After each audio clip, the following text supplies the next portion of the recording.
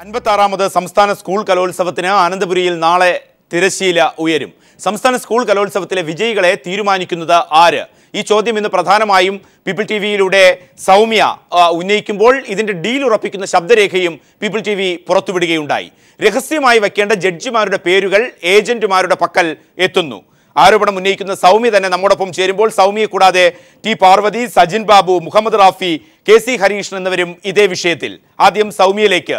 സൗമ്യ, ഇന്ന് പുറത്തുവിട്ട ഏറ്റവും പ്രധാനപ്പെട്ട വാർത്ത പീപ്പിൾ ടിവിയുമായി ബന്ധപ്പെട്ട് ഏഷ്യയിലെ ഏറ്റവും വലിയ മഹോത്സവത്തിന് അങ്ങനെ തന്നെ പറയാം, കേരളം ഒന്നാകെ കാത്തിരിക്കുമ്പോൾ ലോകത്തെ മുഴുവൻ മലയാളികളും ആ കൗമാര കലോത്സവത്തിൻ്റെ ഏറ്റവും വർണ്ണാഭമായ മുഹൂർത്തത്തിൽ തന്നെ നിൽക്കുമ്പോൾ അതിൻ്റെ മാറ്റൊട്ടും കുറയ്ക്കേണ്ടതില്ല. അതിൻ്റെ സന്തോഷത്തിൽ, ആഘോഷത്തിൽ പങ്കുചേരുമ്പോൾ പങ്കെടുക്കുന്നവർക്ക് ചില ആശങ്കകൾ അത് ഇന്ന് പീപ്പിൾ ടിവിയിലൂടെ പുറത്തു വരികയുണ്ടായി. സൗമ്യയുടെ വാക്കുകൾ അതിന് പ്രസക്തവുമാകും. എന്താണ് ഈ കലോത്സവത്തിന്റെ മാറ്റുകെടുത്തുന്ന തരത്തിൽ വാർത്തകൾ പുറത്തു വരുന്നത്?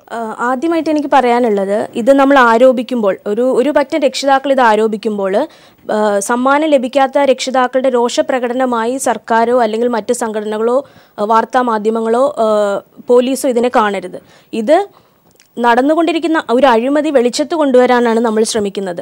അതല്ലാതെ ഇതിൽ സമ്മാനം ലഭിക്കാത്ത ഏതെങ്കിലും പെർട്ടിക്കുലർ കുട്ടികളുടെ കാര്യങ്ങളോ ഒന്നും നമ്മളിവിടെ ചർച്ച ചെയ്യേണ്ട ആവശ്യമില്ല. നമ്മൾ ചർച്ച ചെയ്യേണ്ടത് ഇതുപോലെയുള്ളൊരു ലോബി പ്രവർത്തിക്കുന്നു എന്നുള്ളതിന് തെളിവുകൾ ഓഡിയോ ക്ലിപ്പിംഗ്സ് വഴിയും അതുപോലുള്ള മെസ്സേജ് സന്ദേശങ്ങൾ വഴിയും എല്ലാം ഗവൺമെൻറ്റിന് കൈമാറിയിട്ടുള്ളതാണ്. അത് വിജിലൻസിന് കൈമാറിയിട്ടുള്ളതാണ്. വിജിലൻസ് എന്ത് നടപടിയാണ് ഇതിൽ സ്വീകരിച്ചിട്ടുള്ളത്? എറണാകുളം ജില്ലാ കലോത്സവങ്ങൾ നടന്നപ്പോൾ, തിരുവനന്തപുരം ജില്ലാ കലോത്സവങ്ങൾ നടന്നപ്പോൾ ഇതിനെതിരെ ഒരു കംപ്ലൈൻറ്റ് DDക്കും ജില്ലാ കളക്ടർക്കും എല്ലാ അധികാരികൾക്കും കൊടുത്തിട്ട് എന്ത് നടപടിയാണ് ഇതിൽ എടുത്തിരിക്കുന്നത്? അന്ന് DPI പറഞ്ഞത്, ഒരു പ്രമുഖ ദൃശ്യമാധ്യമത്തിലൂടെ DPI പറഞ്ഞത്, സംസ്ഥാന കലോത്സവത്തിൽ ജഡ്ജ്മെൻറ്റിൽ ഇരിക്കുന്ന ആളുകളുടെ പേര് വളരെ രഹസ്യമായി സൂക്ഷിക്കുമെന്നാണ്. പക്ഷേ ഒരു 2 ആഴ്ച മുന്നേ മുതൽ തന്നെ, അല്ലെങ്കിൽ ഒരാഴ്ച മുന്നേ മുതൽ തന്നെ ആരൊക്കെയാണ് ജഡ്ജ്മെൻറ്റിൽ വരുന്നതെന്നുള്ളത് ഓൾമോസ്റ്റ് ഈ കലോത്സവ വേദികളിൽ പാട്ടായി കഴിഞ്ഞു. ഇത് ഏജന്റുമാരുടെ കൈവശമുണ്ട് ഇവരുടെ പേരുകൾ. അപ്പോൾ ഇതുപോലുള്ള എല്ലാ അധ്യാപകരും ഇതിനെതിരെ, എല്ലാ ജഡ്ജസും ഇതുപോലെ അഴിമതിക്ക് കൂട്ടുനിൽക്കുന്നവരാണെന്നല്ല പറയുന്നത്. പക്ഷേ ഇതുപോലെ പ്രവർത്തിക്കുന്ന 4-5 ഏജന്റുമാർ കേരളത്തിൽ എല്ലായിടത്തുമുണ്ട്. അവർക്കെതിരെ ഒരു അന്വേഷണം കൊണ്ടുവരാൻ എന്തുകൊണ്ട് ഗവൺമെന്റ് മടിക്കുന്നു എന്ന് മാത്രമേ ഇതിൽ ചോദ്യം ഉന്നയിക്കുന്നുള്ളൂ. ഇത്തരത്തിൽ ചോദ്യങ്ങളായി വരുമ്പോൾ തന്നെ ഈ പരാതികളുടെ വളരെ ശക്തമായ നീക്കങ്ങൾ, ഇടനിലകൾ, അത് എത്രമാത്രം അപകടകരമാണ് ഈ സംസ്ഥാന സ്കൂൾ യുവജനോത്സവത്തെ സംബന്ധിച്ചിടത്തോളം? കാരണം എല്ലാ കുട്ടികളുടെയും, അത് രക്ഷിതാക്കളുടെ ആയിക്കഴിഞ്ഞാലും അധ്യാപകരുടെ ആയിക്കഴിഞ്ഞാലും വലിയൊരു കൂട്ടായ്മയുടെ ഒരു അരങ്ങുണരലാണ്. അവിടെ ഇത്തരം വാർത്തകൾ വരുമ്പോൾ ഈ ഇടനിലക്കാരുടെ സാന്നിധ്യം അത് ശക്തമാകുന്നതോടൊപ്പം തന്നെ അതിന്റെ അപകടം എന്തുകൊണ്ട് തിരിച്ചറിയപ്പെടാതെ പോകുന്നു? സൗമ്യ, ഇതിൽ വന്നിരിക്കുന്നത്, നമ്മൾ ഈ വർഷത്തെ ജില്ലാ കലോത്സവങ്ങളിലെ റിസൾട്ട് എടുത്ത് നോക്കിയിട്ടുണ്ടെങ്കിൽ നമുക്കറിയാൻ സാധിക്കും, കഴിഞ്ഞ ഒരു 1-2 വർഷങ്ങൾ സംസ്ഥാന തലത്തിൽ 1-2 സ്ഥാനം കിട്ടിയിട്ടുള്ള പല കുട്ടികളും സബ് ജില്ലാ തലം മുതലേ തഴയപ്പെട്ടിരിക്കുകയാണ്. ഇപ്പം ഓരോ ജില്ല എടുത്ത് നോക്കിയിട്ടുണ്ടെങ്കിൽ സംസ്ഥാന കലോ, ഇപ്പം അവരെല്ലാ പ്രാവശ്യവും ഒരേപോലെ പെർഫോം ചെയ്യുമെന്നല്ല പറയുന്നത്. എന്നിരുന്നാൽ തന്നെ ഒരു കൂട്ടം വിദ്യാർത്ഥികൾ തഴയപ്പെട്ട ഒരു അവസ്ഥയാണ് വന്നിരിക്കുന്നത്. അവരാരും യോഗ്യത പോലും കിട്ടാത്ത 15ാം സ്ഥാനത്തേക്കൊക്കെ വരെ പിന്തള്ളപ്പെട്ട അവസ്ഥകളുണ്ട്. 10ാം സ്ഥാനം 15ാം സ്ഥാനത്തേക്കൊക്കെ. ഈ നമ്മളൊരു കുട്ടികൾക്കും പ്രൈസ് കിട്ടാത്തതിലെ കാര്യം ഇവിടെ ചർച്ച ചെയ്യേണ്ട ആവശ്യമില്ല. പക്ഷേ സംസ്ഥാന കലോത്സവത്തിൽ ഇതുപോലെ, ജില്ലാ കലോത്സവങ്ങളിൽ ഇതുപോലെ അഴിമതി, കോഴ വാങ്ങി സമ്മാനം കൊടുക്കുകയാണെങ്കിൽ സംസ്ഥാന കലോത്സവത്തിൽ പങ്കെടുക്കുന്ന മാറ്റുരയ്ക്കുന്ന കുട്ടികളുടെ ക്വാളിറ്റി എത്രത്തോളം ഉണ്ടാവും? ഈ സംസ്ഥാന കലോത്സവത്തിൻ്റെ ക്വാളിറ്റി എത്രത്തോളം ഉണ്ടാവും? അത് കീഴ്പോട്ട് പോയിക്കൊണ്ടിരിക്കുകയാണ്. ഏഷ്യയിലെ വലിയ കലാമേള എന്ന് പറയുന്നു, പക്ഷേ അതിൻ്റെ ക്വാളിറ്റി റേറ്റ് ചെയ്യുന്നത് ജില്ലാ കലോത്സവങ്ങൾ എത്ര സുതാര്യമായി നടത്തുന്നു എന്നതിനെ ആശ്രയിച്ചിരിക്കും. ജില്ലാ തലങ്ങളിൽ നിന്ന് ഏറ്റവും നന്നായി കളിക്കുന്ന കുട്ടി തന്നെ സംസ്ഥാന കലോത്സവത്തിൽ പങ്കെടുക്കണമെന്ന കാര്യത്തിൽ ആർക്കും തർക്കമില്ല. പക്ഷേ ഈ അഴിമതി ആരോപണങ്ങൾ ജില്ലാ കലോത്സവത്തിൽ നിലനിൽക്കുന്നിടത്തോളം കാലം, അതിന് തെളിവുകൾ ഉള്ളിടത്തോളം കാലം സംസ്ഥാന കലോത്സവത്തിൽ മാറ്റിരിക്കുന്ന ആ സംസ്ഥാന കലോത്സവത്തിൻ്റെ ക്വാളിറ്റി വളരെ താഴേക്ക് പോയിക്കൊണ്ടിരിക്കുകയായിരിക്കും. യെസ്, ഈ അവസ്ഥയിൽ നിൽക്കുമ്പോൾ തന്നെ സജിൻ ബാബുവിലേക്ക്, മുഹമ്മദ് റാഫിയിലേക്ക് പോകുന്നതിന് മുമ്പ്, ഒരുപക്ഷെ കലയുമായി ഏറ്റവും അടുത്ത് ബന്ധപ്പെട്ട് നിൽക്കുന്നു. സ്കൂൾ കലോത്സവത്തിലൂടെ താങ്കളുടെ വളരെ സജീവമായ സാന്നിധ്യവും അതിനടുത്ത് കാണുകയും ഒരു പ്രോത്സാഹനമായി തന്നെ ലക്ഷങ്ങളായിട്ടുള്ള വിദ്യാർത്ഥികൾ, അധ്യാപകർ, അതോടൊപ്പം തന്നെ രക്ഷിതാക്കൾ, അത്തരത്തിലാണ് സംസ്ഥാന സ്കൂൾ കലോത്സവത്തെ നാം കാണുന്നത്. അപ്പോഴാണ് സൗമ്യ ഉയർത്തുന്ന ഇത്തരം ആരോപണങ്ങൾ. ഇത് വളരെ വ്യാപകമായി ഇന്ന് തുടങ്ങുന്നൊരു കാര്യമല്ല. ആ ഒരു അവസ്ഥയിൽ നിൽക്കുന്ന സാഹചര്യങ്ങളെ മനസ്സിലാക്കുന്നുണ്ടോ കലാകാരന്മാർ? തീർച്ചയായിട്ടും ഇത് സ്കൂൾ കലോത്സവത്തിൽ മാത്രമല്ല, എനിക്ക് തോന്നുന്നു വിദ്യാർത്ഥികളുടെ കലോത്സവം അല്ലെങ്കിൽ ഏഷ്യയിലെ ഏറ്റവും വലിയൊരു കലോത്സവം അതിപ്പോൾ രക്ഷിതാക്കളുടെയും അധ്യാപകരുടെയും സ്കൂളിൻ്റെയും മാനേജ്മെൻറ്റിൻ്റെയൊക്കെ കലോത്സവമായിട്ട് മാറിക്കൊണ്ടിരിക്കുന്ന വളരെ ശോചനീയമായ ഒരു അവസ്ഥയാണ് നമ്മൾ ഈ കാണുന്നത്, ഈ കേൾക്കുന്നത്. അതെനിക്ക് തോന്നുന്നത് ഈ കലോത്സവത്തിൽ മാത്രമല്ല മറ്റെല്ലാ മേഖലകളിലും ഇത്തരത്തിലുള്ള വളരെ മോശമായിട്ടുള്ള പല രീതികളും തുടർന്നു വന്നുകൊണ്ടിരിക്കുന്നുണ്ട്. ഇത് ശരിക്കും ബോധവാന്മാരാകേണ്ടത് ശരിക്കും നമ്മുടെ അധികൃതർ തന്നെയാണ്, അല്ലെങ്കിൽ ഇത് നടത്തേണ്ട ആൾക്കാർ തന്നെയാണ്. അവരെത്രത്തോളം ഇതിനെക്കുറിച്ച് ഡിസ്കസ് ചെയ്യുന്നു എന്നുള്ളത് വളരെ സംശയം ജനിപ്പിക്കുന്ന കാര്യം തന്നെയാണ്. ഇതൊക്കെ കേൾക്കുമ്പോൾ തന്നെ ഒരു ലജ്ജ തോന്നുന്നു. ഇത്രയും കോടികൾ മുടക്കി അല്ലെങ്കിൽ ഇത്രയും ലക്ഷങ്ങൾ മുടക്കി ഇങ്ങനെ ഒരു കലാമാമാങ്കത്തിനെ മോശമായ ഒരു അവസ്ഥയിലേക്ക് കൊണ്ടുപോകുന്നത്. ഇതിനപ്പുറം വേറെ ഒന്നും പ്രതികരിക്കാനില്ല എന്നുള്ളതാണ്. അത്തരത്തിൽ പ്രതികരിക്കാൻ കഴിയാത്ത തരത്തിൽ തന്നെ അപകടകരമായ ഒരു അവസ്ഥയിൽ നിൽക്കുമ്പോൾ KPSTU സംസ്ഥാന സെക്രട്ടറി മുഹമ്മദ് റാഫി ഇത്തരം കാര്യങ്ങൾ ഒരുപക്ഷെ വിദ്യാഭ്യാസ മന്ത്രി അറിയേണ്ടതുണ്ട്. ഒരു മാധ്യമം എന്നുള്ള രീതിയിൽ ആ ശബ്ദരേഖ പീപ്പിൾ TV പുറത്തുവിടുന്നു. ആ പരാതിക്കാരി സൗമ്യ നമ്മോടൊപ്പം വളരെ വിശദമായി തന്നെ ഇത്തരം കാര്യങ്ങൾ പറയുമ്പോൾ ഇതൊക്കെ മുൻകൂട്ടി കണ്ട് അതിൻ്റെ പഴുതുകൾ അടയ്ക്കാൻ നമ്മുടെ സർക്കാർ സംവിധാനത്തിന് വിദ്യാഭ്യാസ വകുപ്പിനൊക്കെ എന്തുകൊണ്ട് സാധിക്കുന്നില്ല എന്ന ചോദ്യം പ്രസക്തമല്ലേ? തീർച്ചയായിട്ടും. കാരണം ഇത് എല്ലാ വർഷവും സംസ്ഥാന യുവനോത്സവങ്ങളിലായിരുന്നാലും ജില്ലാ യുവനോത്സവങ്ങളിലായാലും ഉയർന്നു വരുന്ന പ്രശ്നങ്ങളാണ്. എല്ലാ പരാതിയും സത്യസന്ധമാണെന്നുള്ള അഭിപ്രായമൊന്നും നമ്മളെ സംബന്ധിച്ചിടത്തോളം ഇല്ല. ഏറ്റവും പ്രധാനമായി ഡാൻസ് പോലെയുള്ള ചില ഐറ്റങ്ങളിലാണ് ഈ ഒരു പ്രശ്നം ഉണ്ടാകുന്നത്. മറ്റ് ഐറ്റങ്ങളിലൊന്നും അങ്ങനെയുള്ള പ്രശ്നങ്ങൾ ഉണ്ടാകുന്നില്ല. ഞാൻ ഓർക്കുന്നത് 2010 കോഴിക്കോട് നടന്ന യുവനോത്സവത്തിൽ ഇതുപോലെ വളരെ ഏറ്റവും മനോരമ ന്യൂസ് പുറത്തുവിട്ട ഈ പറഞ്ഞ പോലെ ശബ്ദരേഖ ഉൾപ്പെടെയുള്ള ഒരു ന്യൂസ് പുറത്തുവിട്ടൊരു വലിയൊരു സംഭവം ഉണ്ടായി കോഴിക്കോട് യുവനോത്സവം നടക്കുമ്പോൾ. പിറ്റേന്ന് പത്രങ്ങളുടെ ഹെഡ്ലൈൻസ് എല്ലാം അതായിരുന്നു. ഗവൺമെൻറ് അന്ന് ശ്രീ MA ബേബി അവർകളായിരുന്നു കേരളത്തിലെ വിദ്യാഭ്യാസ മന്ത്രി. അന്ന് ഉടനെ അന്വേഷണം നടത്തി ഇവരെയൊക്കെ കണ്ടുപിടിക്കുമെന്നൊക്കെ പറഞ്ഞ് നടത്തി. എല്ലാ വർഷവും ഈ പറഞ്ഞ ആ ഒരു സമയങ്ങളിൽ അന്വേഷണം നടത്തും, ഇത് നടക്കും. ആ അന്വേഷണമൊന്നും എങ്ങും എത്തിച്ചേരുന്നില്ല എന്നുള്ളതാണ് അതിൻ്റെ ഏറ്റവും പ്രധാനപ്പെട്ട വസ്തുത എന്ന് പറയുന്നത്.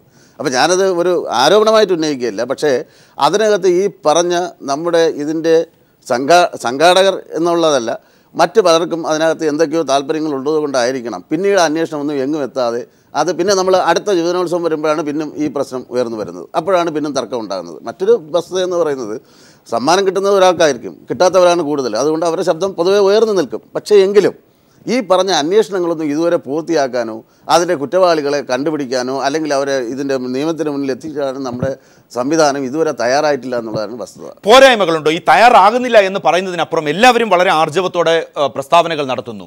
തയ്യാറാകുന്നില്ല എന്നുള്ളതിനപ്പുറം ഈ സംവിധാനത്തിൻ്റെ ഉള്ളിൽ ഏതെങ്കിലും തരത്തിലുള്ള പോരായ്മകൾ വരുന്നുണ്ടോ? അതോ ഈ ഏജന്റുമാരെന്ന് പറയുന്ന മാഫിയ ഈ സംവിധാനങ്ങളെയൊക്കെ അട്ടിമറിക്കുന്ന തരത്തിൽ ശക്തരാണോ? തീർച്ചയായിട്ടും ആയിരിക്കാം. അങ്ങനെ ഉണ്ടെങ്കിൽ അതായിരിക്കാം. കാരണം അതുകൊണ്ടാണല്ലോ ഇത് എത്ര വർഷം എല്ലാ വർഷവും ഈ പ്രശ്നം അല്ലെങ്കിൽ 1-2 വർഷം കൊണ്ട് ഇതങ്ങ് തീരേണ്ടതാണല്ലോ. പക്ഷേ എല്ലാ വർഷവും ഈ സമയങ്ങളിൽ പ്രശ്നങ്ങൾ ഉണ്ടാവുകയും ഒരു മാസം കഴിയുമ്പോൾ അതങ്ങ് തീരുകയും പിന്നെ അടുത്ത യുവനോത്സവം വരുമ്പോഴാണ് പിന്നെ ഈ പ്രശ്നം ഉയർന്നു വരുന്നത്. 56ാമത് സംസ്ഥാന സ്കൂൾ കലോത്സവത്തിന് നാളെ അനന്തപുരിയിൽ തിരശ്ശീല ഉയരുമ്പോൾ ഇപ്പോൾ ഉയരുന്ന വിഷയം ഇതിന്റെ വിജയികളെ നിശ്ചയിക്കുന്നത് ആര് എന്നുള്ള ചോദ്യം വരുമ്പോൾ വിജയികളെ തീരുമാനിക്കുന്നത് ഏജന്റുമാർ എന്ന് സൗമ്യയുടെ ആരോപണം വരുന്നു. വർഷങ്ങളായി ഇത്തരം അണിയറ നാടകങ്ങൾ നടക്കുമ്പോൾ എവിടെയാണ് ഈ സംവിധാനങ്ങൾ ചോദ്യം ഉയർത്തുന്നതും അതോടൊപ്പം തന്നെ ഏതൊക്കെ സംവിധാനങ്ങളെ നോക്കുകുത്തിയുമാക്കുന്നു? സമീറാണ് ഇന്ന് ഇതുമായി ബന്ധപ്പെട്ടുള്ള റിപ്പോർട്ട് പുറത്തുവിട്ടത്. ഇത്തരം ഡീൽ ഉറപ്പിക്കുന്നതിന്റെ ശബ്ദരേഖ പീപ്പിൾ TV പുറത്തുവിട്ടിരുന്നു. ആ ശബ്ദരേഖയിലേക്ക് ഇവിടെ എന്റെ ഐറ്റം ഞാൻ പഠിപ്പിച്ച ഐറ്റം ഞാൻ മറ്റേത് ലീനാപ്രസാദ് പഠിപ്പിച്ച മൗനിയാക്കാം അതിന് ഇതിനും കൂടി 1.5 ലക്ഷം ഞാൻ കൊടുത്തിട്ടുണ്ട്. ഇവിടെ അനുസാരെ പറയുന്നേക്ക് ഭീമാസാറിന്റെ കയ്യിൽ എല്ലാം കൂടെ 56 ലക്ഷം രൂപ ട്രിവാൻഡ്രം റവന്യൂ ജില്ലയിൽ നിന്ന് എത്തിച്ചു എന്ന് പറയുന്നു മൊത്തം പ്രൈസിന്. നീ 75 രൂപ ഒരു ഐറ്റത്തിന് കൊടുത്തു എന്ന് പറയുമ്പോൾ ഞാൻ കണക്കാവും 1 കോടിക്ക് മുകളിൽ പോകുന്നത്. നീ എന്ത് പറയുന്നത്? നിങ്ങൾ നോക്കാം ഈ കൊച്ചിന് പൈസ ഉണ്ടാവില്ല എന്നുള്ളത്. അപ്പൊ അവരാണോ ഇതിങ്ങനെ ഫസ്റ്റിന് കൊടുക്കണം സെക്കൻഡ് ഇങ്ങനെ കൊടുക്കണം എന്നൊക്കെ പറയുന്നത്? ലക്ഷങ്ങൾ മേടിച്ചിട്ടാണ് നമ്മളെ ഇരുത്തുന്ന. തിരുവനന്തപുരത്ത് നടക്കാനിരിക്കുന്ന സംസ്ഥാന സ്കൂൾ കലോത്സവത്തിലെ വിജയികൾ ആരായിരിക്കുമെന്ന് ഏജന്റുമാരും ജഡ്ജിമാരും നേരത്തെ തന്നെ ഉറപ്പിക്കുന്ന ശബ്ദരേഖയാണിത്. ഇത്തരം സംഭവങ്ങൾ ഉണ്ടാകാതിരിക്കാൻ ജഡ്ജിമാരെ രഹസ്യമായി നിയമിക്കുമെന്ന് പൊതുവിദ്യാഭ്യാസ ഡയറക്ടർ ഉറപ്പു നൽകിയെങ്കിലും പല ജഡ്ജിമാരുടെയും പേരുവിവരങ്ങൾ പുറത്തുവന്നത് കൈക്കൂലിക്ക് കളമൊരുക്കുന്നു. മോഹിനിയാട്ടത്തിൽ പുറത്തു വന്നിട്ടുണ്ട്. രേഖ രാജു എന്ന് പറഞ്ഞൊരു ജഡ്ജിൻ്റെ പേരാണ്. ഭരതനാട്യത്തിൽ RLV വേണു എന്നുള്ള പേര് പുറത്ത് വന്നിട്ടുണ്ട്. ഫോക്ക് ഡാൻസിൽ ഗീതാഞ്ജലി എന്ന് പറയുന്ന പേര് പുറത്ത് വന്നിട്ടുണ്ട്. ഇപ്പം നമ്മളിത് വെളിപ്പെടുത്തി കഴിയുമ്പോൾ അവർ ചിലപ്പം പെട്ടെന്ന് ഷഫിൾ ചെയ്യാൻ സാധ്യതയുണ്ടാകാം. പേരുകൾ പരസ്യമായ സ്ഥിതിക്ക് ജഡ്ജസിനെ ഇനി വെച്ചിട്ട് കാര്യമില്ല. കാരണം ഓൾറെഡി ഈ സമ്മാന മാഫിയ ഓൾറെഡി ഉണ്ടെന്ന് തെളിയിക്കപ്പെട്ടിട്ടുള്ളതാണ് എറണാകുളം, തിരുവനന്തപുരം ജില്ലകളിൽ. ആരോപണങ്ങൾ ശക്തമാകുമ്പോഴും സത്യസന്ധമായ അന്വേഷണവും നടപടിയും ഉണ്ടാകാത്തത് ഏഷ്യയിലെ ഏറ്റവും വലിയ കലാമാമാങ്കത്തിന്റെ ഭാവി തന്നെ അവതാളത്തിലാക്കുന്നുണ്ട്. കൊച്ചിയിൽ നിന്ന് സമീർ വഴങ്ങോട്. ഇത്തരത്തിൽ ശബ്ദരേഖ പുറത്തു വരുമ്പോൾ ടി പാർവതി, ശബ്ദരേഖ നാം കേട്ട് കഴിഞ്ഞു. നേരത്തെ പറഞ്ഞതനുസരിച്ച് നമുക്ക് എല്ലാ സംവിധാനങ്ങളുമുണ്ട്. നാം ഓരോ വർഷവും ഇത്തരം വിഷയങ്ങൾ വളരെ ചർച്ചയാകുന്നുണ്ട്. ശബ്ദരേഖ അടക്കം പുറത്തു വരുന്നുണ്ട്. നമ്മുടെ സംവിധാനങ്ങളെക്കുറിച്ചൊക്കെ ഇപ്പോൾ മുഹമ്മദ് റാഫി പറയുകയുണ്ടായി. അപ്പോഴും ഈ ശബ്ദരേഖയും സൗമ്യ ഉയർത്തുന്ന വിഷയങ്ങളും അത് ആശങ്കയ്ക്ക് വകയുണ്ടോ? കാരണം നാം എല്ലാം ഇന്നത്തെ ദിവസം മുതൽ ഇനി ഒരാഴ്ചക്കാലം ഉത്സവത്തിൻ്റെ ആവേശത്തിലാണ്. എല്ലാ വർഷവും ആശങ്കയ്ക്ക് വകയുണ്ടെന്ന് തന്നെയാണ് എനിക്ക് പറയാനുള്ളത്. എനിക്കിത് ദയവ് ചെയ്ത് ഇതിനകത്ത് രാഷ്ട്രീയം വലിച്ചഴിക്കരുത്. ഇത് ഒരുപാട് കുഞ്ഞുങ്ങളുടെ കഠിനാധ്വാനമാണ് ഇവിടെ വരെ എത്തുന്നത്. ഇപ്പം മാത്രമല്ല അവർ തുടങ്ങുന്നത്, അവരുടെ നിത്യേനയുള്ള പ്രാക്ടീസ് തുടങ്ങി അവരുടെ ഓരോ മത്സരഘട്ടങ്ങളിലായിട്ട് കടന്നുപോയി അവരുടെ സ്വപ്നങ്ങളാണ് അവർ ഓരോ ഈ ചുവടും ആ സ്റ്റേജിനെ കുറിച്ചും അവർ സ്വപ്നം കാണുന്നത്. ഊണും ഉറക്കവും ഇല്ലാതെ അവർ ചെയ്യുന്ന ഈ ശ്രമത്തിനെ ഇങ്ങനൊരു വാർത്ത കേൾക്കുമ്പോൾ തന്നെ അവർ തകർന്നു പോകും. അപ്പോൾ ഇപ്പോൾ ശ്രീ മുഹമ്മദ് റാഫി പറഞ്ഞപ്പോൾ ശ്രദ്ധിക്കുകയായിരുന്നു. അതായത് 2010 ശ്രീ MA ബേബി ഭരിക്കുമ്പോൾ മനോരമ പുറത്തു വിട്ടു, ഇപ്പോൾ ശ്രീ അബ്ദുൾ റബ്ബ് ഭരിക്കുമ്പോൾ കൈരളി പീപ്പിൾ TV പുറത്തു വിടുന്നു എന്ന് പറയുന്നത് അല്ല. സംസാരിച്ചോട്ടെ, ഞാനത് പറഞ്ഞു കഴിഞ്ഞപ്പോൾ എനിക്കത് തോന്നി. തീർച്ചയായിട്ടും അത് അങ്ങനെ ചിത്രീകരിക്കുന്നു. ആ തരത്തിലല്ല ഞാൻ പറഞ്ഞത്. മനസ്സിലായി. ഇതുപോലെ വിവാദങ്ങൾ വരുമ്പോൾ തിരുത്താനുള്ള ബാധ്യത പിന്നീട് വരുന്ന സർക്കാരിലേക്ക് ഉണ്ടാകേണ്ടതുമാണ്. പറഞ്ഞത് ഇതുപോലെ രാഷ്ട്രീയമായ സർക്കാർ മാറിയപ്പോൾ വന്നു അന്ന് നടന്നില്ല എന്നുള്ള അർത്ഥത്തിലല്ല. അന്ന് ഇതുപോലെ പ്രശ്നമായിരുന്നു. അത് ഇത്രയും ശബ്ദരേഖ പുറത്തുവിട്ട് ഒരു അധ്യാപകനെ, ഒരു ജഡ്ജിനെ കരിമ്പട്ടികയിൽ ഉൾപ്പെടുത്തി എന്നൊക്കെ പറയുകയും ചെയ്തു. എത്തിയില്ലാന്ന് ഞാൻ ഉദ്ദേശിച്ചുള്ളൂ. അതിനകത്ത് രാഷ്ട്രീയമല്ല. ദയവേത് മാഡം അത് അങ്ങനെ ചിന്തിക്കില്ല. ഞാൻ പറഞ്ഞത് പൊതുവേ ഞാനിപ്പോൾ ആ ശബ്ദരേഖ ഞാനും ഓർക്കുന്നു. അപ്പം ഞാനിത് അങ്ങേ ഇങ്ങനെ പറഞ്ഞല്ലേ, പൊതുവേ കേരളം ഇങ്ങനെ ഈ ഒരു വഴി കൂടിയാണ് ചിന്തിച്ചുകൊണ്ടിരിക്കുന്നത്. കാരണം ഇവിടെ മാത്രമല്ല അവിടെ നടന്നിട്ടുണ്ടെന്ന് പറയുമ്പോൾ അത് ഒന്ന് ബാലൻസ്ഡ് ആവുന്നു. ഞാൻ പറയുന്നത് ദയവ് ചെയ്തത് രാഷ്ട്രീയമാക്കരുത്. കുഞ്ഞുങ്ങളുടെ സ്വപ്നമാണ്. നമ്മൾ കുറച്ച് മുതിർന്ന ആൾക്കാർ ഇവിടെ നടത്തിപ്പോ അല്ലെങ്കിൽ എന്തെങ്കിലുമൊക്കെ കാര്യങ്ങൾക്കോ ഒരുമിച്ചിരുന്ന് ഓരോ കാര്യങ്ങൾ ചെയ്യുമ്പോൾ അവർക്ക് വേണ്ടി നമുക്ക് എല്ലാവരും ഒരുമിച്ച് നിൽക്കണം. കാരണം ഇവിടെ എല്ലാ കാലത്തും ശ്രീ ബജു പ്രഭാകർ പാലക്കാട് ഉത്സവം നടന്നപ്പോൾ ഞങ്ങളൊക്കെ പോയിരുന്നതാണ്. അവിടെ കുറേ റെക്കമെൻഡേഷൻസ് കൊടുത്തിരുന്നു. അതിനകത്ത് അദ്ദേഹം വളരെ വ്യക്തമായി ഈ വിഷയത്തെക്കുറിച്ച് ആ റിപ്പോർട്ടിൽ പ്രതിപാദിച്ചിട്ടുണ്ട്. കാരണം ഈ റവന്യൂ മത്സരത്തിൽ ഈ പല പല മത്സരങ്ങളിൽ വളരെ തുച്ഛമായ പൈസയാണ് ഈ ജഡ്ജസിനുള്ള പൈസയായിട്ട് വെക്കുന്നത്. അപ്പോൾ ഇതിനകത്ത് ഈ പൈസ പലപ്പോഴും പോരാതെ വരും. ഇത്രയും മണിക്കൂർ രാത്രി തൊട്ടല്ലേ പകൽ വരെ ഇരുന്ന് ജഡ്ജ് ചെയ്യാന്ന് പറഞ്ഞാൽ ചെറിയ പണിയൊന്നുമല്ല. അപ്പോൾ ആ ജഡ്ജ് ചെയ്യാനുള്ളവരുടെ എണ്ണം വളരെ കുറവാണ്. ഒരുപാട് പേര് വിളിച്ചാൽ പോകില്ല. അതുപോലെ ഒന്ന് എൻ്റെ സ്റ്റുഡൻ്റ് ഉണ്ട്, എനിക്ക് പരിചയമുള്ള സ്റ്റുഡൻ്റ് ഉണ്ട്, ഞാൻ വരില്ല എന്ന് പറഞ്ഞ് ഒരുപാട് ജഡ്ജസിനെ കിട്ടാനുള്ള അപര്യാപ്തത വളരെ കൂടുതലാണ്. അപ്പോൾ ഈ കുറച്ച് പേർക്ക് പലപ്പോഴും ഈ വരുന്ന ആൾക്കാർ സമ്മർദ്ദത്തിൽ പെടുന്നുണ്ടോ എന്ന് ചോദിച്ചാൽ ഈ സ്റ്റേറ്റ് യുവജനോത്സവത്തിനാണ് ഏറ്റവും കുറവെന്നാണ് പറയുക. ബാക്കി എല്ലാത്തിനും ഇത് സെറ്റ് ഓഫ് ആൾക്കാർ ഇതിനകത്ത് നമ്മളുടെയൊക്കെ വിജിലൻ്റ് ആയിട്ട് മാധ്യമ ശ്രദ്ധ പതിയുന്നതും കുറവാണ്. കാരണം ഓരോ ജില്ലകളിലാണല്ലോ ഇത് നടക്കുന്നത്. അപ്പോൾ ആ ജില്ലാ തലത്തിൽ നടക്കുന്ന മത്സരം അത് കഴിഞ്ഞ് റവന്യൂ വരുമ്പോഴും എല്ലാം ശ്രദ്ധ വളരെ കുറയുന്നു എന്നും ഇവിടെ തന്നെ ഈ ഏജൻറ്റുകൾ ഫിക്സ് ചെയ്താണ്. ഒരിക്കൽ ചക്കരക്കുടത്തി കൈയിട്ടവന് പിന്നെ ഈ പൈസ എവിടെന്നെങ്കിലും കിട്ടണമെന്നുള്ള കൊതി വന്നിരിക്കും. അവിടെ കുഞ്ഞാണെന്നോ അവരുടെ മാനസികാവസ്ഥയെന്നോ അങ്ങനെയൊന്നുമില്ല. എങ്ങനെയെങ്കിലും നമുക്ക് പണം കിട്ടാനുള്ള വേദിയാണിത്. അവിടെ പോയി ജഡ്ജ് ചെയ്ത് കഴിഞ്ഞാൽ നമ്മൾ ഡീല് ഫിക്സ് ചെയ്താൽ പൈസ ഉണ്ടെന്ന് പറയുന്നത് ഇന്ന് കേരളത്തിൽ വളരെ എല്ലാവർക്കും അറിയാവുന്ന ഒരു രഹസ്യമാണ്. എല്ലാവർക്കും അറിയാം ഇങ്ങനെയൊക്കെ നടക്കുന്നുണ്ട്. പക്ഷെ ഏതെന്ന് പറഞ്ഞാൽ നൃത്ത അധ്യാപകരെ കുറ്റം പറയും, കൊടുക്കാനിരിക്കുന്ന അച്ഛനമ്മമാരെ കുറ്റം പറയും. ഇത് സമൂഹം 100% ഏറ്റവും നാണക്കെടുത്ത് ആരോ പണം കൊടുക്കാനുണ്ട്, ഏതോ അച്ഛനമ്മമാർക്ക് കൊടുക്കാനുണ്ട്. അവരെയാണ് ഞാൻ ഏറ്റവും അധികം ഇതിനകത്ത് കുറ്റം പറയും. കാരണം തൻ്റെ കുഞ്ഞ് ഏറ്റവും വലുതാവണമെന്ന് ആഗ്രഹിക്കുമ്പോൾ ഒരു കഴിവുള്ള കുട്ടി നഷ്ടപ്പെടുകയാണ്. അതിന് എൻ്റെ പണം കൊണ്ട് ഞാനത് വാങ്ങുമെന്ന് വിചാരിക്കുന്ന ഈ ധാർഷ്ട്യം ഒരു സമൂഹത്തിനെ മുഴുവൻ നശിപ്പിക്കുന്നതാണ്. ഒരു മീഡിയോക്രിറ്റി കലയിൽ മുന്നോട്ട് വെക്കുന്നതാണ്. കല ഒരിക്കലും ശാശ്വതമാവില്ല. ഈ പണം കൊടുത്തയാൾ വാങ്ങിക്കുന്നത് അയാളുടെ ജീവിതത്തെ അയാൾ മുന്നോട്ട് വരത്തില്ല. ഒരു കഴിവുള്ള കുഞ്ഞ് വരാതിരിക്കുകയുമില്ല. അവൻ എന്നായാലും മുന്നോട്ട് വന്നിരിക്കും, യാതൊരു സംശയമില്ല. പക്ഷെ നമുക്ക് മുന്നോട്ട് വെക്കാനുള്ളത് ഒരു മീഡിയോക്രിറ്റി മാത്രമായിരിക്കും. ഇന്ന് നമ്മുടെ സംസ്ഥാനം പലതരത്തിൽ സ്പോർട്സിലും കലയിലും എവിടെയും കേരളം ഒന്നാമതായി നിൽക്കാത്തത് കഴിവില്ലാത്തതുകൊണ്ടാണെന്ന് ഞാൻ വിശ്വസിക്കുന്നില്ല. ഈ തരത്തിൽ തെരഞ്ഞെടുപ്പിൽ സ്പോർട്സിലും കലയിലും നമ്മൾ കാണിക്കുന്ന അഴിമതി അല്ലെങ്കിൽ അനീതി കാരണമാണ് നമ്മൾ നമ്മൾ രണ്ടാമതോ മൂന്നാമതോ സ്ഥാനത്ത് നിൽക്കുന്നത്. അല്ലെങ്കിൽ തീർച്ചയായിട്ടും ഞാൻ വിശ്വസിക്കുന്ന ഇന്ത്യയിൽ നിന്നല്ല ലോകത്തിൽ തന്നെ മുന്നാക്കം നിൽക്കാൻ തീർച്ചയായിട്ടും കഴിവുള്ളവരാണ് മലയാളികൾ. പക്ഷെ നമ്മുടെ തെരഞ്ഞെടുപ്പ്, നമ്മുടെ സ്വാർത്ഥത, നമ്മുടെ അത്യാഗ്രഹം, ദുരാഗ്രഹം പലപ്പോഴും നമ്മുടെ കുഞ്ഞുങ്ങൾക്ക് പണിയാവുന്നുണ്ട്, അല്ലെങ്കിൽ നമ്മളെ അവരുടെ സ്വപ്നത്തെ നശിപ്പിക്കുന്നുണ്ട്. ഒരു തവണ ഞാൻ ഏറ്റവും നന്നായി ചെയ്തു, എല്ലാവരെക്കാളും നന്നായി എന്ന് സ്വയം ബോധ്യമുള്ളപ്പോൾ തോറ്റുപോയ ഒരു കുട്ടിയെ അവരുടെ ജീവിതകാലത്തേക്ക് നമുക്ക് അവരുടെ ആത്മവിശ്വാസം തിരിച്ചു കൊണ്ടുവരാൻ കഴിയില്ല. ഒരുപക്ഷെ ഈ കേരളത്തിലുള്ള വിശ്വാസം 10ാം ക്ലാസ് കഴിയുന്നതിന് മുമ്പ് കുഞ്ഞിൻ്റെ മനസ്സിൽ നിന്ന് എടുത്തു കളയാൻ നമ്മൾ ഓരോരുത്തരും കാരണമാകുന്നു എന്ന് പറയുന്ന നാണക്കേട് തന്നെയാണ് ഇതിനകത്ത് വിഷയം.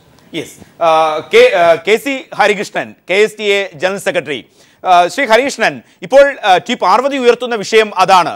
10ാം ക്ലാസ് വിട്ട് കഴിഞ്ഞാൽ ഒരു വ്യക്തിത്വ രൂപീകരണത്തിൻ്റെ നാളെ 56ാമത് സംസ്ഥാന സ്കൂൾ കലോത്സവത്തിന് തിരശ്ശീല ഉയരുന്നു തലസ്ഥാനത്ത്. അതിൻ്റെ ആഘോഷം, അതിൻ്റെ സന്തോഷം, ഓരോരുത്തരുടെയും പരിശ്രമം, അതിനെ ബഹുമാനിച്ചുകൊണ്ടും അതിനെ മാനിച്ചുകൊണ്ട് ആ സന്തോഷത്തിൽ പങ്കുചേർന്നുകൊണ്ട് തന്നെയാണ് മറ്റൊരു തലം നാം ഈ ചർച്ചയിൽ ഉയർത്തുന്നതും.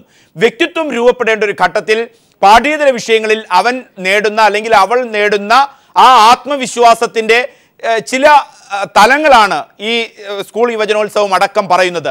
അവിടെ പണം കൊണ്ടുള്ള കളി നേരത്തെ സൗമ്യ വ്യക്തമാക്കുകയും പീപ്പിൾ TV ശബ്ദരേഖയായി പുറത്തുവിട്ടുകയും ചെയ്ത ആ ശബ്ദരേഖയിൽ വളരെ സ്വതന്ത്രമായി പറയുകയാണ് 1.5 ലക്ഷം രൂപ, 56 ലക്ഷം രൂപ.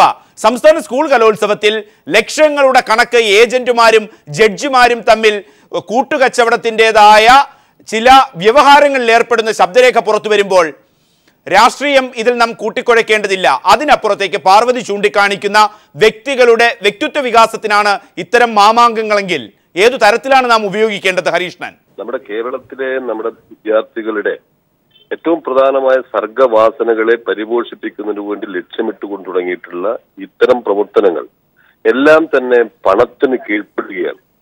ഇത് നേരത്തെ പറഞ്ഞതുപോലെ യഥാർത്ഥത്തിൽ സബ് ജില്ലാ തലം മുതൽ ഇത് ആരംഭിക്കുകയാണ്. സബ് ജില്ലാ തലത്തിൽ ഈ ജഡ്ജ്മെന്റിന് കൊട്ടേഷനാണ് പല സബ് ജില്ലകളും. നേരത്തെ തന്നെ സംഘടനാപരമായി കൃത്യമായി ചൂണ്ടിക്കാണിച്ചിരുന്നു ജഡ്ജ്മെന്റിന്റെ കാര്യത്തിൽ ഇപ്പോൾ നടന്നുകൊണ്ടിരിക്കുന്ന വലിയ തോതിലുള്ള അഴിമതിയുമായി ബന്ധപ്പെട്ട കാര്യം. ഇത് സബ് ജില്ല കഴിയുന്നു, ജില്ലയിലേക്ക് പോകുമ്പോഴേക്ക് അത് വലിയ തോതിലാവുന്നു, സംസ്ഥാനത്താകുമ്പോൾ അതിന് വലിയ റാക്കറ്റ് തന്നെ പ്രവർത്തിക്കുകയാണ്. യഥാർത്ഥത്തിൽ ഇവിടെ കുട്ടികളുടെ സർഗപരമായ വാസനകളെ ശരിയായ രീതിയിൽ പരിപോഷിപ്പിച്ച് ഏറ്റവും മികച്ച വിദ്യാർത്ഥികൾക്ക് ലഭിക്കണമെന്ന് തോന്നേണ്ട അല്ലെങ്കിൽ ലഭിക്കേണ്ട ഏറ്റവും പ്രധാനപ്പെട്ട ഒരു മത്സരമായി നമ്മൾ ഈ കലോത്സവത്തിനെ കാണുകയാണ്. എന്നാൽ ഇപ്പോ കുറെ വർഷങ്ങളായി നടന്നുകൊണ്ടിരിക്കുന്നത് ഇത് പണക്കൊഴുപ്പിന്റെ മേളയായി മാറുന്നു. പണം മാത്രം ലക്ഷ്യമിട്ടുകൊണ്ട് നൃത്തപരിപാടി, നേരത്തെയാണെങ്കിൽ നൃത്തപരിപാടികൾക്കാണ് ഇതിന്റെ ഭാഗമായിട്ടുണ്ടായിരുന്നെങ്കിൽ ഇപ്പോ എല്ലാ മത്സരങ്ങൾക്കും ഇതിനു വേണ്ടി ഈ പണത്തിന്റെ ഭാഗമായി മാറുകയാണ്. യഥാർത്ഥത്തിൽ നേരത്തെ ചൂണ്ടിക്കാണിച്ചതുപോലെ കഴിവുള്ള കുട്ടിക്ക് അവന്റെ അവസരം നഷ്ടപ്പെടുകയും ഏറ്റവും നന്നായി മികച്ച രീതിയിൽ പെർഫോമൻസ് നടത്തിയുള്ള കുട്ടി 3ാമതും 4ാമതായി മാറുകയും കഴിവില്ലാത്ത അല്ലെങ്കിൽ അത്രമാത്രം കഴിവില്ലാത്ത കുട്ടികൾ 1ാം സ്ഥാനത്ത് എത്തുകയും ചെയ്യുക എന്നുള്ളതിന് വിദ്യാഭ്യാസ വകുപ്പ് ഇതിൽ നിന്ന് ഊരാൻ അല്ലെങ്കിൽ ഇതിന്റെ ഉത്തരവാദിത്വം നിന്ന് മാറി നിൽക്കാൻ കഴിയില്ല. വിദ്യാഭ്യാസ വകുപ്പ് പഴയ കാലത്ത് നിന്ന് വരുമ്പോഴും പുതുതായി ഈ ചുമതല ഏറ്റെടുക്കുമ്പോൾ ഓരോ വർഷവും ഇത് എങ്ങനെ കൈകാര്യം ചെയ്യാമെന്ന് പരിശോധിച്ച് പരമാവധി അഴിമതി രഹിതമാക്കണം എന്ന് ചിന്തിക്കേണ്ടതിന് പകരം വിദ്യാഭ്യാസ വകുപ്പിന്റെ ചില ആളുകളുടെ കൂട്ടായ്മ ഇക്കാര്യത്തിൽ ഉണ്ടോ എന്ന് ബലമായും, അതൊരു രാഷ്ട്രീയമായി പറയല്ല, ബലമായി സംശയിക്കേണ്ടിയിരിക്കുന്നു. യഥാർത്ഥത്തിൽ DPIയുടെ നേതൃത്വത്തിലാണ് ഈ ജഡ്ജ്മെന്റിനെ തെരഞ്ഞെടുക്കുന്നത്.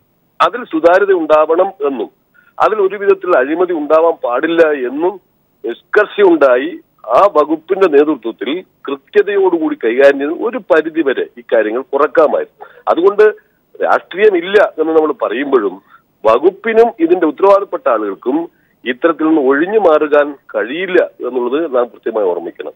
ഇതിന്റെ ഭാഗമായി സംഭവിക്കുന്നത് ഇതിൽ ഇടപെടുന്ന ആളുകൾക്ക് വലിയ തോതിൽ കാശ് ലഭിക്കുമെങ്കിലും യഥാർത്ഥത്തിൽ നേരത്തെ സൂചിപ്പിച്ചതുപോലെ ഒരു കുട്ടിക്ക് ലഭിക്കേണ്ട ഏറ്റവും വലിയ അംഗീകാരം അല്ലെങ്കിൽ അതിന്റെ കഴിവിന്റെ അംഗീകാരം നഷ്ടപ്പെടുന്നൊരവസ്ഥയിലേക്ക് മാറുന്നു. ഇക്കാര്യത്തിൽ വിദ്യാഭ്യാസ വകുപ്പും പൊതുസമൂഹവും അധ്യാപക സംഘടനകളും എല്ലാം ശ്രദ്ധിക്കേണ്ടതാണ്. DPIയുടെ നേതൃത്വത്തിൽ നടക്കുന്ന ഈ ഒരു പ്രക്രിയ, ആ പ്രക്രിയ സുതാര്യമാക്കേണ്ടത് വിദ്യാഭ്യാസ വകുപ്പിന് അക്കാര്യത്തിൽ കൃത്യമായ ഉത്തരവാദിത്വമുണ്ട്. അത് പണ്ടെന്നോ ബേബിയുടെ കാലത്തുണ്ടായി എന്നും ഇപ്പോ മറ്റൊരു കാലത്തുണ്ടായി എന്നും പറഞ്ഞതിനെ തള്ളിക്കളയുകയല്ല വേണ്ടത്. ഏത് കാലത്തുണ്ടായെങ്കിലും അത് ക്ലിയർ ചെയ്തുകൊണ്ട് പുതിയ വർഷത്തേക്ക് വരുമ്പോൾ അത് സുതാര്യമാക്കാനുള്ള ശ്രമമാണ്. മറ്റു പഴയതുണ്ട് എന്ന് പറഞ്ഞ് പണ്ടുണ്ട്, ഇന്നലെയുണ്ട്, കഴിഞ്ഞ വർഷമുണ്ട് എന്ന് പറഞ്ഞ് മാറ്റി നിർത്താതെ ഇപ്പൊ അതിന്റെ ഉത്തരവാദിത്വം, ഇപ്പൊ ആരാണ് അതിന്റെ നേതൃത്വം, അത് ക്ലിയർ ചെയ്യാൻ എന്താണ് മാർഗം, യഥാർത്ഥ കുട്ടിക്ക് എങ്ങനെയാണ് ഇത് ലഭിക്കേണ്ടത് എന്ന രീതിയിലായിരിക്കണം നമ്മുടെ ചിന്തകളും ചർച്ചകളും ഉണ്ടായിരിക്കേണ്ടത് എന്നാണ് ഒരു സംഘടനാപരമായ ഒരു ചുമതല. ഇപ്പൊ നടത്തിപ്പുമായി ബന്ധപ്പെട്ട് സംഘടനകളാണ്, കേരളത്തിലെ അധ്യാപക സംഘടനകളാണ് നടത്തിപ്പ് ഉണ്ടാകുന്നത്. എന്നാൽ ഇതിന്റെ ഉത്തരവാദിത്വം പൂർണ്ണമായും വിദ്യാഭ്യാസ വകുപ്പാണ്. വിദ്യാഭ്യാസ വകുപ്പും അതിന്റെ ഉത്തരവാദികളുമാണ്. അപ്പൊ വിദ്യാഭ്യാസ വകുപ്പിന് ഇക്കാര്യത്തിൽ ഒന്നും ചെയ്യുന്നില്ല, ഞങ്ങൾ ഇതിന്റെ ഉത്തരവാദിത്വം ഇല്ല എന്ന് പറയാൻ ഇപ്പോ ഈ ഘട്ടത്തിൽ സാധിക്കില്ല എന്ന് തന്നെയാണ് എന്റെ അഭിപ്രായം. യെസ്, രാഷ്ട്രീയമില്ല കലോത്സവത്തിനെന്ന് പറയുമ്പോഴും ആരോപണങ്ങൾ ഉയരുമ്പോൾ തീരുമാനമെടുക്കേണ്ടത് രാഷ്ട്രീയ നേതൃത്വം തന്നെയാണ്. ആ രാഷ്ട്രീയ നേതൃത്വം ഇത്തരത്തിൽ എങ്ങനെ മുന്നോട്ട് പോകാൻ സാധിക്കുന്നു? അവിടെ ബാലാവകാശ കമ്മീഷൻ സർക്കാരിന് മുന്നിൽ നൽകിയിട്ടുള്ള നിർദ്ദേശങ്ങൾ പ്രൈസ് മണി സംബന്ധിച്ചും ഗ്രേസ് മാർക്ക് സംബന്ധിച്ചും ജഡ്ജിമാരുടെ പാനൽ രൂപീകരിക്കുന്നത് സംബന്ധിച്ചും ഇന്ന് പീപ്പിൾ TV പുറത്തുവിട്ട ഈ ശബ്ദരേഖ, അതിന് അടിസ്ഥാനമായി ബാലാവകാശ കമ്മീഷൻ തന്നെ സർക്കാരിന് അടുത്ത ദിവസങ്ങളിൽ അവരുടെ റിപ്പോർട്ട് നൽകുകയുണ്ടായി. ഈ റിപ്പോർട്ട് ഏതു തരത്തിൽ ആരാണ് നടപ്പിലാക്കേണ്ടത്? സൗമ്യ, നേരത്തെ കാണുന്ന ശബ്ദരേഖയിൽ നാം ഈ ചർച്ച പോകുമ്പോൾ അത് രാഷ്ട്രീയ നേതൃത്വം എടുക്കേണ്ട ആർജവുമുള്ള തീരുമാനമുണ്ട്. ഉദ്യോഗസ്ഥരെ ഏതൊക്കെ തലത്തിലാണ് നാം നിയന്ത്രിക്കേണ്ടത്, അത് നിയന്ത്രിക്കാതെ വരുമ്പോഴാണ് നേരത്തെ ശബ്ദരേഖയിൽ നാം കേട്ടത് 1.5 ലക്ഷം രൂപയുടെയും 56 ലക്ഷം രൂപ അടക്കമുള്ള സ്പെസിഫിക് കോട്ടിംഗ് ആണ് എമൗണ്ട് സംബന്ധിച്ച്.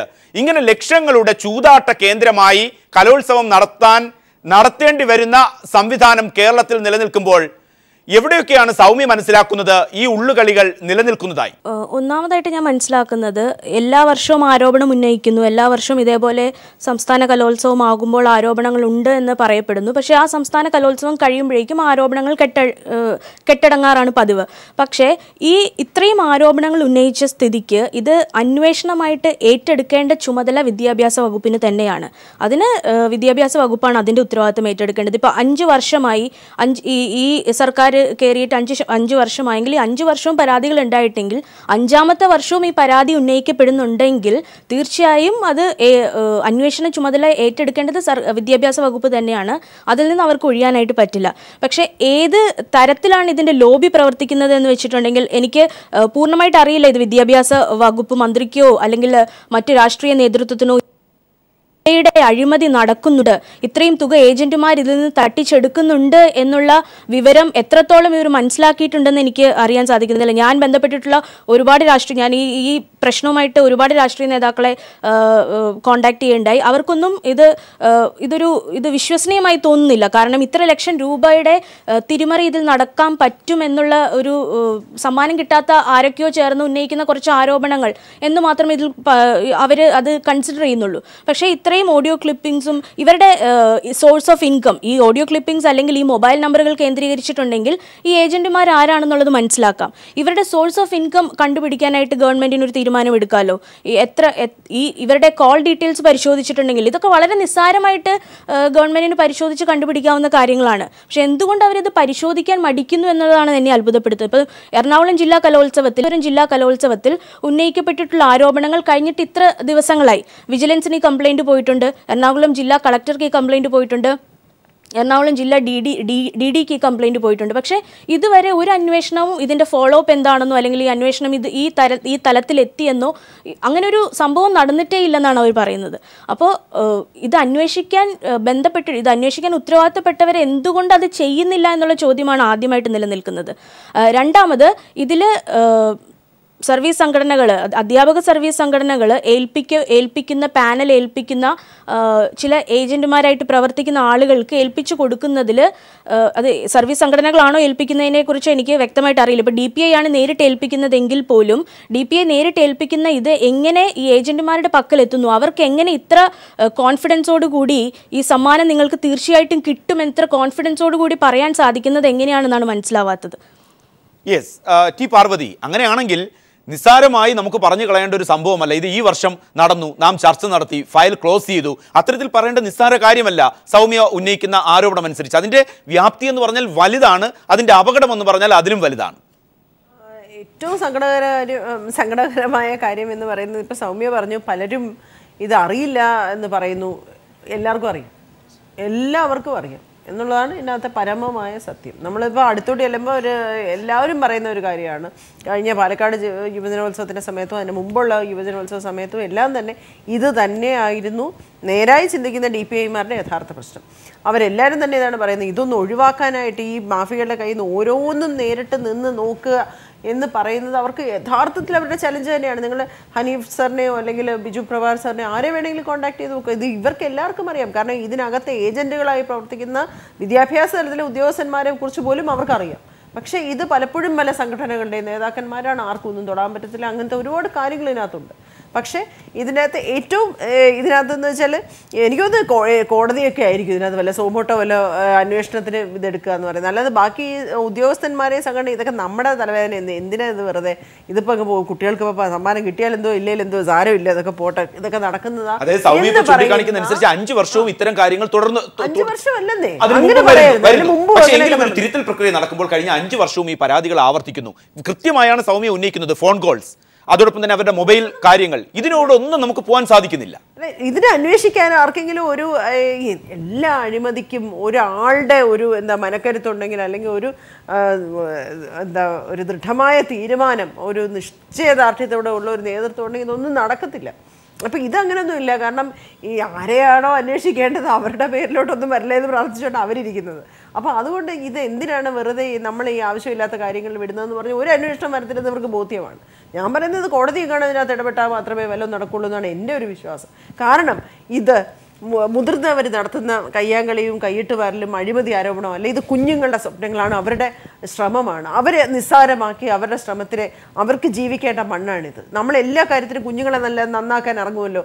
അങ്ങനെയാണെങ്കിൽ അവരുടെ ഒരു ജീവിതത്തിൽ അവർ ചെയ്യുന്ന ഒരു കാര്യത്തിന്, അവരുടെ മത്സരത്തിനെങ്കിലും ഈ മുതിർന്നവരുടെ പണത്തിൻ്റെയും ഹുങ്കിൻ്റെയും അഹങ്കാരത്തിൻ്റെയും സ്ഥാനത്തിൻ്റെയും മേൽക്കോയ്മ വരാതെ അവരെ അവരുടെ വഴിക്ക് വിടാൻ നമ്മൾ വലിയ പ്രഭാഷണം നടത്തിയിട്ടൊന്നും ഒരു കാര്യമില്ല, ആരും കാര്യമൊന്നും കേൾക്കില്ല. പക്ഷേ കോടതിക്ക് എന്തെങ്കിലും ചെയ്യാൻ പറ്റുമെന്ന് ഞാൻ വിശ്വസിക്കുന്നു. ഒരു അന്വേഷണ സോമോട്ടോ ആയിട്ട് ആരാണ് നടക്കുന്നത്, ഇതിൻ്റെ കാര്യങ്ങൾ അവിടെ എത്തിക്കണം എന്ന് പറഞ്ഞാൽ ഒരുപക്ഷെ ഇത് എനിക്ക് തോന്നുന്നു കുട്ടികളുടെ ഫണ്ടമെന്റൽ റൈറ്റിൽ പെടുന്ന കാര്യമാണ്.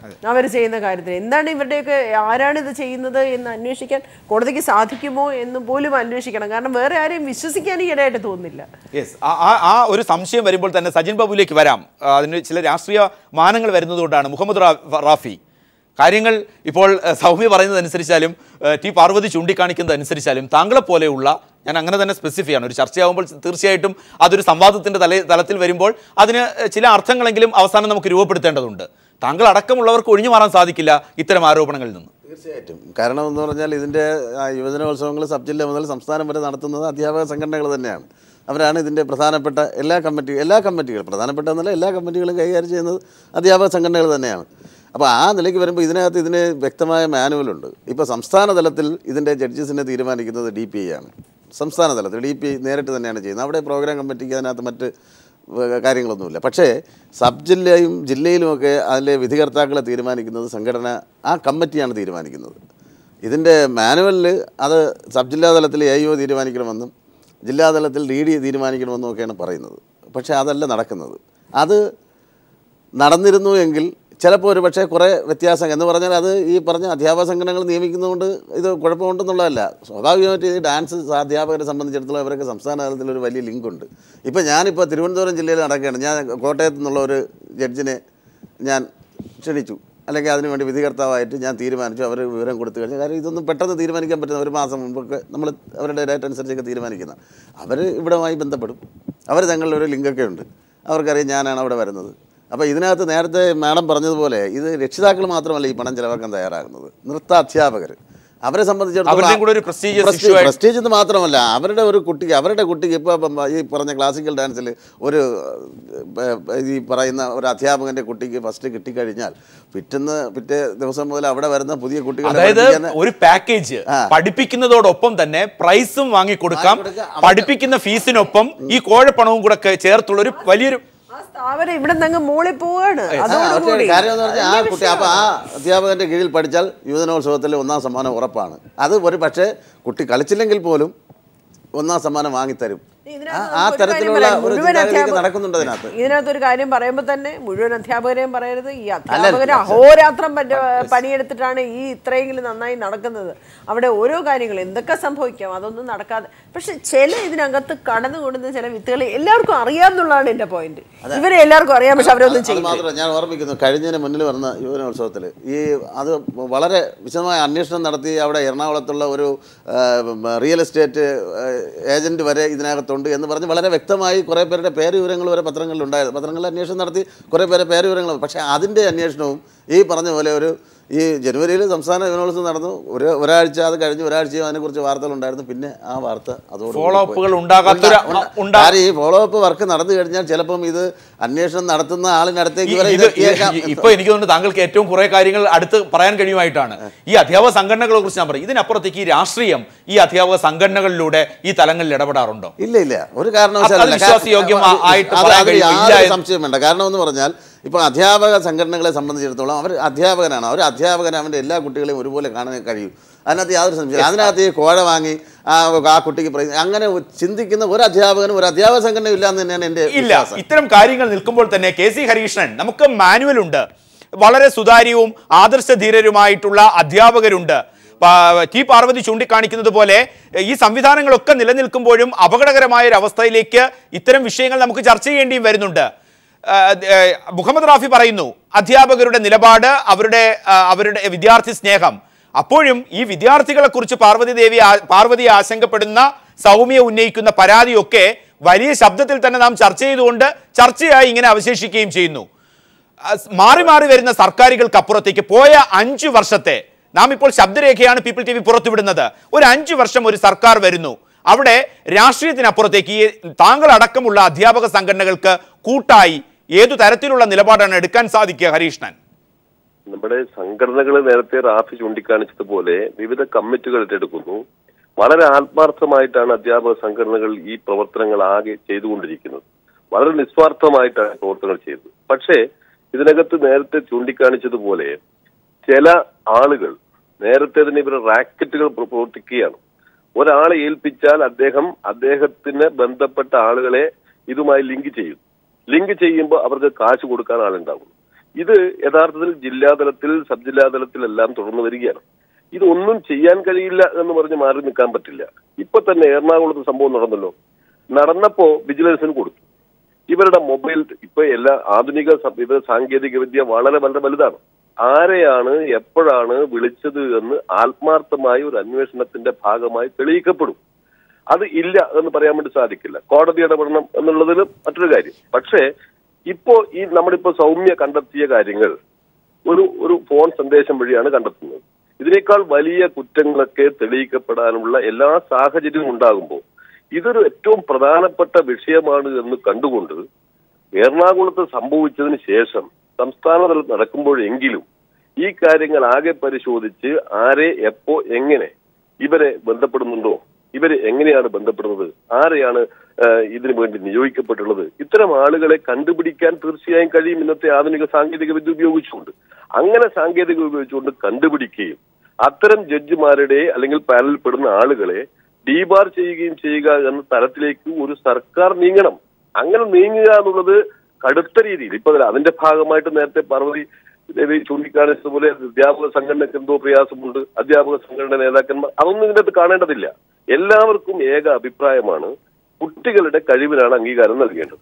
അക്കാര്യത്തിൽ ഇത്തരം ആളുകളെ കണ്ടുപിടിക്കുകയും നിയമത്തിന്റെ മുമ്പിൽ കൊണ്ടുവരികയും ചെയ്യേണ്ടത് വിദ്യാഭ്യാസ വകുപ്പുമായി ബന്ധപ്പെട്ട ആളുകൾ, അതിന്റെ ബന്ധപ്പെട്ട ആളുകളാണ്.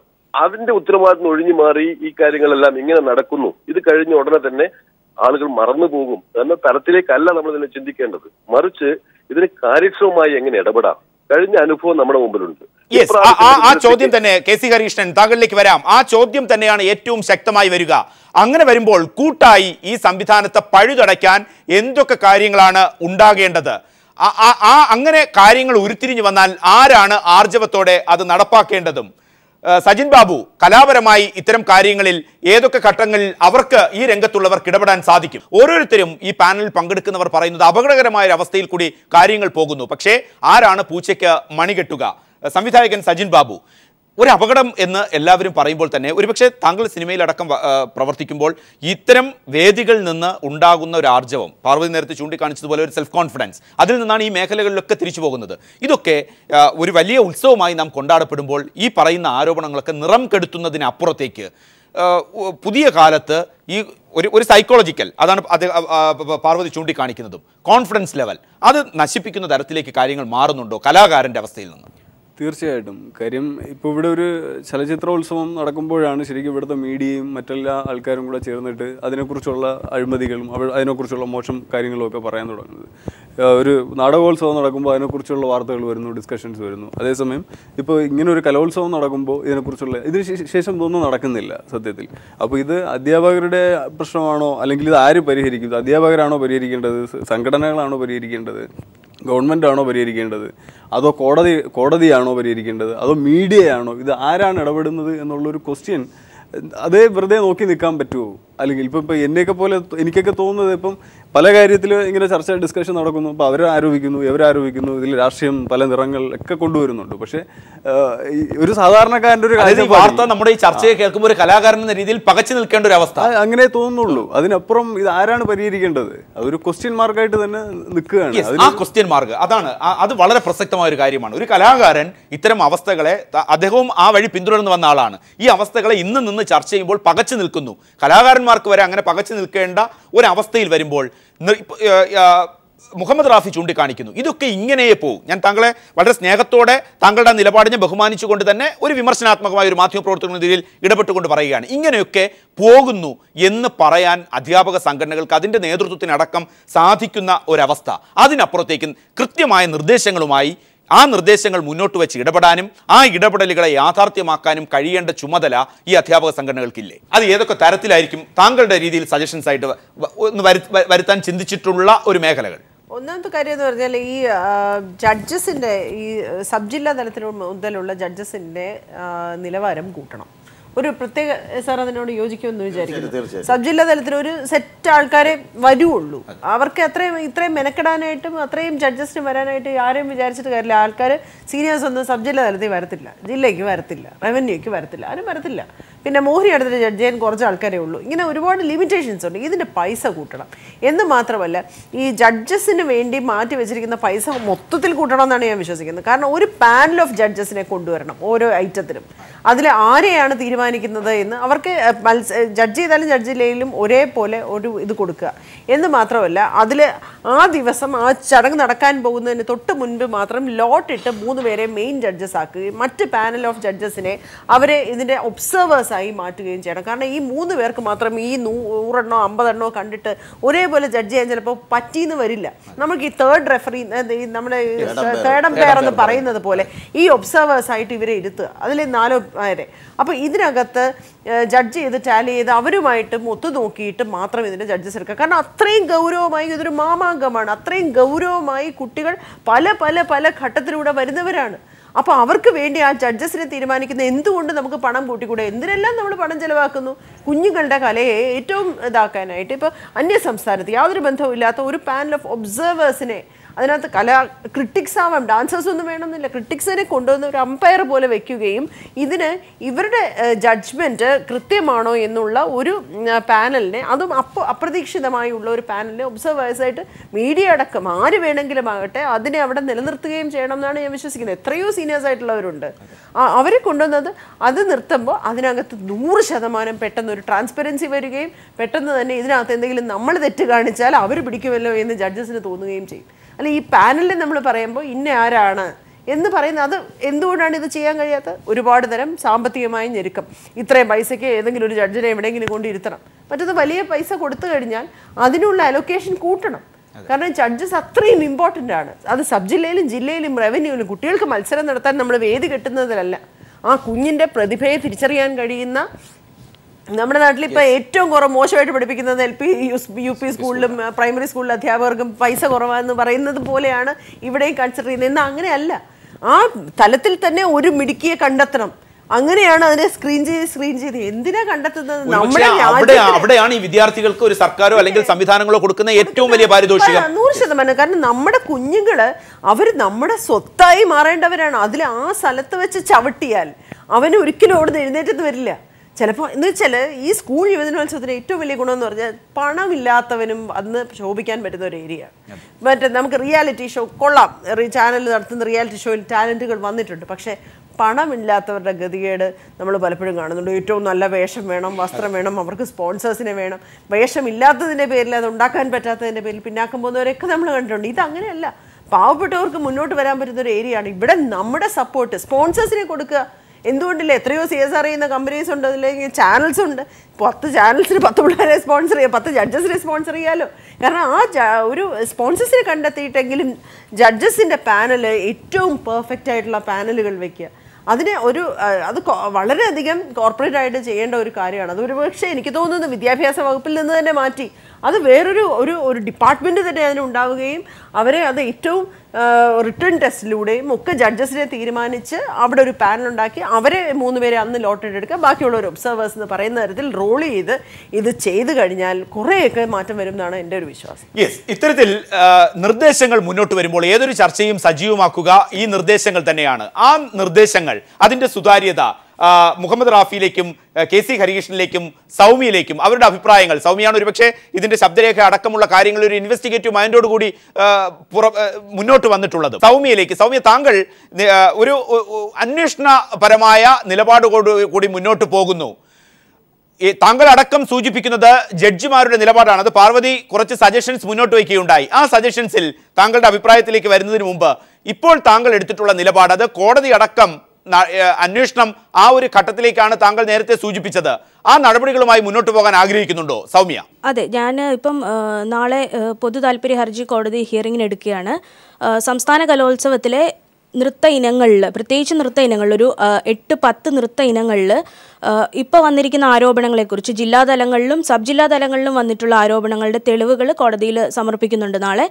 അതുകൂടാതെ സംസ്ഥാന കലോത്സവത്തിൽ ഇപ്പോൾ ഉന്നയിക്കപ്പെട്ടിട്ടുള്ള ആരോപണങ്ങളുടെ കാര്യങ്ങളും കോടതിയിൽ സമർപ്പിക്കുന്നുണ്ട്. അപ്പോൾ കോടതിയെ മാത്രമേ ആശ്രയിക്കാൻ. ഞാനൊരു ശരിക്കും പറയുകയാണെങ്കിൽ ഒരു 3 മാസമായിട്ട് ഇതിൻ്റെ പുറകെ, ഈ ഏജൻറ്റുമാരുടെ പുറകെ ഞാൻ അവരെ വളരെ അനുകൂലമായിട്ട് അവരോട് പ്രതികരിച്ച് ഈ ഏജൻറ്റുമാരുടെ പുറകെ നടന്നതുകൊണ്ടാണ് ഇത്രയും തെളിവുകളെങ്കിലും ഇപ്പം നിങ്ങളുടെ മുമ്പിൽ നൽകാൻ കഴിഞ്ഞത്. ഒരു പാവപ്പെട്ട ഒരു മത്സരത്തിൽ നിന്ന് പിന്തള്ളപ്പെട്ട ഒരു രക്ഷിതാവിന് ഇങ്ങനെയുള്ള തെളിവുകൾ സംഘടിപ്പിച്ച് കൊടുക്കാൻ കഴിയില്ല. അവരൊരു കംപ്ലയിൻ്റ് ആയിട്ട് ഒരു DD ഓഫീസിലോ അല്ലെങ്കിൽ വേറെ ഏതെങ്കിലും ഒരു സ്ഥലത്തോ ചെന്ന് കഴിയുമ്പോൾ സമ്മാനം ആർക്ക് വേണമെങ്കിലും, ചില DD പറഞ്ഞത് ഇങ്ങനെയാണ്: സച്ചിൻ ടെണ്ടുൽക്കർ ഒരു പ്രാവശ്യം 100 നോട്ട് ഔട്ട് അടിച്ചു, പിറ്റത്തെ ദിവസം ബാറ്റ് ചെയ്യുമ്പോൾ ഡക്കായി പോവാം, അതിന് നമുക്ക് എന്ത് ചെയ്യാൻ പറ്റും? അങ്ങനെ വളരെ നിഷേധാത്മകമായിട്ട് കുറച്ച് നിലപാടുകളാണ് ചില DD ഓഫീസിൽ നിന്ന് കിട്ടിയിട്ടുള്ളത്. അപ്പം ഇത്രയും കാര്യങ്ങൾ 2-3 മാസക്കാലമായിട്ട് ഇതിൻ്റെ പുറകെ നടന്ന് കണ്ടുപിടിക്കാൻ പറ്റിയത് കൊണ്ടാണ് അറ്റ്ലീസ്റ്റ് ഒരു മാധ്യമത്തിൽ ഇത്രയെങ്കിലും ഒരു ചർച്ചയ്ക്കെങ്കിലും ഇത് വഴി തുറന്നതെന്ന് എനിക്ക് തോന്നുന്നു.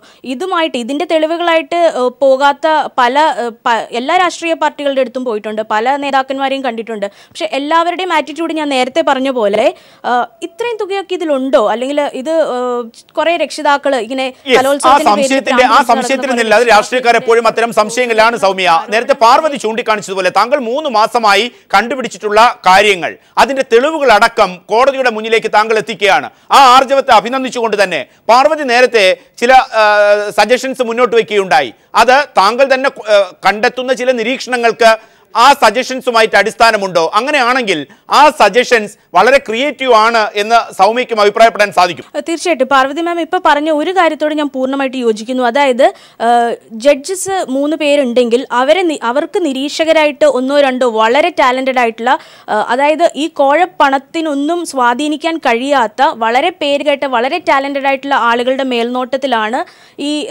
അവർക്കൊരു നിരീക്ഷകരുണ്ടെങ്കിൽ തീർച്ചയായിട്ടും അവർക്ക് ഈ പറഞ്ഞിരിക്കുന്ന ഈ ഏജന്റുമാർ പറഞ്ഞിരിക്കുന്ന കുട്ടിക്ക് മാർക്കിടാനും മാർക്കിടാതിരിക്കാനും ഒക്കെയുള്ളൊരു പ്രവണതയിലേക്ക് പോകുന്നതിനൊന്ന് ആദ്യം അറ്റ്ലീസ്റ്റ് ഒരു ചെറിയൊരു ഹിൻഡ്രൻസ് അവർക്കുണ്ടാവും, ചെറിയൊരു ഭയം ഉണ്ടാവും. അവർ ഡീബാർ ചെയ്യപ്പെടുമോ, അല്ലെങ്കിൽ ഇതുപോലുള്ള അവരെ ഡീബാർ ചെയ്യുക, അവരെ സർക്കാരുമായിട്ട് ബന്ധപ്പെട്ട് അല്ലെങ്കിൽ വിദ്യാഭ്യാസ വകുപ്പുമായിട്ട് ബന്ധപ്പെട്ട് മറ്റ് ഇതിൽ പങ്കെടുപ്പിക്കാതിരിക്കുക, അതുപോലുള്ള സ്ട്രിക്റ്റ് ആയിട്ടുള്ള ആക്ഷൻസ് ആരോപണം ഉണ്ടായിട്ടുണ്ടെങ്കിൽ അവർക്ക് നേരെ എടുക്കുക. ഇതുപോലുള്ള കാര്യങ്ങൾ വരികയാണെന്നുണ്ടെങ്കിൽ മാത്രമേ ഇതിൽ എന്തെങ്കിലും കുറച്ചെങ്കിലും ചേഞ്ച് വരാൻ സാധിക്കുള്ളൂ എന്നാണ് എനിക്ക് മനസ്സിലാവുന്നത്. യെസ്, കെ സി ഹരീഷ്ണൻ, താങ്കൾ ടെലിഫോണിലുണ്ടെന്നാണ് വിചാരം. മാർഗനിർദ്ദേശങ്ങൾ കോടതി കെ സി ഹരീഷ്ണൻ.